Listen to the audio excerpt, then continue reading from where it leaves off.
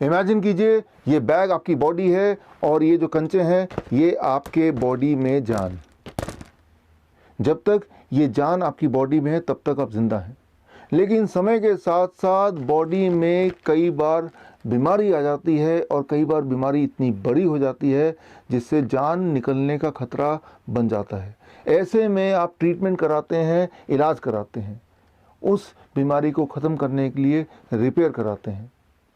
और कई बार आप देखते हैं कि इलाज के बावजूद भी पेशेंट की जान चली गई, बल्कि इलाज के दौरान ही पेशेंट की जान चली गई। और ऐसे में आपको लगता है कि इलाज तो कराया था फिर भी पेशेंट को हम बचा नहीं पाए, जबकि क्लोज इन्वेस्टिगेशन से अक्सर ये पाया जाता है कि जब इलाज की कड़ी को पकड़कर, उसके थ्रेड को पकड़कर ध्यान से देखा गया तो पाया गया कि इलाज के बावजूद भी पेशेंट नहीं मारा गया, बल्कि इलाज ही कारण है पेशेंट के मरने का। मेडिकल भाषा में इसे बोलते हैं एट्रोजेनेसिस। आज मैं एक बहुत ही गंभीर विषय पे आपसे बात करूंगा। आपको ले जाता हूं आज से 150 साल पहले, अमेरिका की बात है, नॉर्थ अमेरिका की बात है। उस वक्त अगर कोई accident victim, blood loss patient hospital में आता था, ब्लड लॉस चाहे सर्जरी की वजह से हो या एक्सीडेंट की वजह से हो या पेशेंट एनीमिक हो, उस वक्त का कॉमन प्रैक्टिस था मिल्क ट्रांसफ्यूजन। नज़ारा ये कि पेशेंट लेटा हुआ है और पेशेंट की नसों में दूध के पाइप लगे हुए हैं और दूध लिटरली नसों में चढ़ाया जा रहा है। नज़ारा यहाँ तक भी था कि बेड के पास गायें बंधे हुए हैं और नर्सेस गाय का दूध निकाल रही है और ताज़ा दूध पेशेंट पे चढ़ाया जा रहा है, इस उम्मीद से कि शायद पेशेंट बच जाए। आपको मेरी बात का यकीन नहीं आएगा, इसीलिए मैं आपको रेफरेंस दे रहा हूँ ब्रिटिश मेडिकल जर्नल का, 12 अप्रैल 1879, पेज नंबर 557 से लेकर 559 के बीच में। आपको पढ़ना है तो स्क्रीन पे दिए हुए लिंक में जाके आप देख सकते हैं, आर्टिकल पढ़ सकते हैं। आपको समझ आ जाएगी बात कि उस वक्त का कॉमन प्रैक्टिस था मिल्क ट्रांसफ्यूजन। और नतीजा क्या? वही नतीजा जो एक्सपेक्टेड है कि पेशेंट की मृत्यु हो जाती। और डॉक्टर्स इस सोच में रहते कि हमने तो दूध चढ़ा के भी देख लिया फिर भी पेशेंट मारा गया। और कई सारे ट्रायल्स होते रहे, कई सारे एक्सपेरिमेंट होते रहे और कई सारे नियम भी बनते रहे। एक वियर्ड नियम ये भी था कि अगर वो लड़का है विक्टिम पेशेंट तो गाय या भैंस का दूध चढ़ाया जाएगा, और लड़की है या बच्चा है तो बकरी का दूध।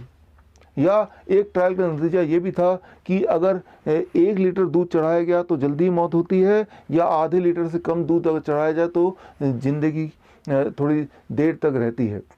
और फाइनली उन्होंने कंक्लूड किया कि आधे लीटर से कम दूध चढ़ाना ही ठीक रहेगा।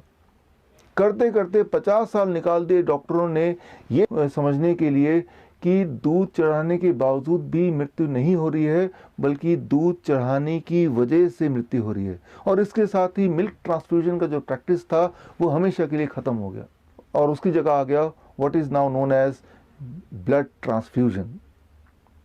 आजकल पिछले 100 सालों की बात कर रहा हूँ, दुनिया भर के हर तरह के हॉस्पिटल्स में एक कॉमन सीन है, अगर एनीमिक पेशेंट आ जाए या एक्सीडेंट विक्टिम ब्लड लॉस वाला आ जाए या किसी भी सर्जरी की वजह से ब्लड लॉस हो जाए, तो एक कॉमन प्रैक्टिस है and that is blood transfusion. Blood transfusion में ये बिलीव ही नहीं किया जाता, बल्कि ये विश्वास किया जाता है कि खून चढ़ाने से इंसान के जिंदा रहने की पॉसिबिलिटी बढ़ सकती है, रादर बढ़ जाती है। लेकिन पिछले 10 सालों में ही, सिर्फ लास्ट 10 ईयर्स में एविडेंस की बात की जा रही है कि एक्चुअली रियलिटी में देखते हैं कि जो हम सोच रहे हैं क्या ऐसा ही है। पिछले 10 सालों में बहुत सारे आंकड़े कलेक्ट किए गए, बहुत सारे रैंडमाइज कंट्रोल ट्रायल हुए, बहुत सारे मेटा-एनालिसिस सामने आए, और वो सारे ट्रायल्स का नतीजा सिर्फ एक। मान लीजिए 2 पेशेंट हैं, दोनों की स्थिति एक जैसी गंभीर है, दोनों का ब्लड लॉस एक जैसा है, और एक को खून चढ़ाया गया और एक को खून किसी कारणवश नहीं चढ़ाया गया। हर बार ये पाया गया कि जिन पेशेंट्स को खून चढ़ाया गया उन पेशेंट्स के मृत्यु की चांसेस लगभग डबल है, 2 गुना। आप सोच रहे होंगे कि अगर ब्लड ट्रांसफ्यूजन से मृत्यु दर बढ़ जाता है, मोर्टेलिटी रेट बढ़ती है, मॉर्बिडिटी बढ़ती है, तो ये आज भी प्रैक्टिस में क्यों है? इसके लिए आप गौर कीजिए स्क्रीन में दिए हुए रिपोर्ट को। रिपोर्ट है AABB का, यानी कि American association of blood bank. जिन्होंने ये बीड़ा उठाया है कि वो प्रोटोकॉल बनाएंगे, गाइडलाइन बनाएंगे, रिकमेंडेशन बनाएंगे। उनके रिकमेंडेशन देखिए, 4 रिकमेंडेशन स्क्रीन पे हैं। इनमें से रिकमेंडेशन 2, 3, 4 की बात करते हैं। इन तीनों रिकमेंडेशन के लास्ट लाइन को देखिए, मैंने हाईलाइट किया है। लास्ट लाइन क्या है? Weak evidences, weak recommendation, uncertain recommendation, low quality evidences, very low quality evidences. बोलने का मतलब ये है, उन्होंने प्रोटोकॉल तो बना दिया, नियम बना दिया, गाइडलाइन बना दिया, लेकिन बोलना वो चाह रहे हैं इस गाइडलाइन के लिए सबूत कोई ठोस नहीं है, बल्कि सबूत ही नहीं है। सिर्फ रिकमेंडेशन 1 के नीचे लास्ट लाइन पे लिखा है स्ट्रॉन्ग रिकमेंडेशन, स्ट्रॉन्ग एविडेंसेस। और रिकमेंडेशन 1 क्या है? वो सिर्फ इतना है कि अगर 2 तरह के पेशेंट को कंपेयर करते हैं, एक पेशेंट वो जिसका HB 8 है, दूसरा पेशेंट वो जिसका 10 है, दोनों में से किसको ब्लड ट्रांसफ्यूजन करने से फिर भी कंपैरेटिवली जिंदा रहने की पॉसिबिलिटी ज़्यादा है। देखिए, ये कंपैरिजन कुछ वैसा ही होगा जैसा मिल्क ट्रांसफ्यूजन वाले ज़माने में कंपैरिजन किया गया कि 1 लीटर दूध या आधा लीटर दूध। जबकि सच्चाई तो ये है कि अगर कंपैरिजन करना ही है तो blood transfusion versus no blood transfusion. और इस तरह के ट्रायल्स तो पिछले 10 साल में ही हुए, और हर ट्रायल का नतीजा बिल्कुल साफ कि ब्लड ट्रांसफ्यूजन से मृत्यु होती है। यहाँ एक बात आपको समझना होगा, चाहे वो ब्लड ट्रांसफ्यूजन हो, चाहे वो मिल्क ट्रांसफ्यूजन हो, जब भी कोई भी लिक्विड, वो लिक्विड खून हो सकता है, वो लिक्विड दूध हो सकता है, वो लिक्विड इवन सलाइन हो सकता है, जब भी कोई भी लिक्विड नसों के माध्यम से आपके बॉडी के अंदर जाता है, तब उस वक्त आपके बॉडी में कुछ हलचल होती है। पहली बात जिसे कहते हैं मेडिकल भाषा में ट्राली। ट्राली मतलब transfusion related acute lungs injury, यानी कि लंग्स पर दबाव पड़ता है, लंग्स काम करना बंद कर देती है, इंसान की मृत्यु हो जाती है।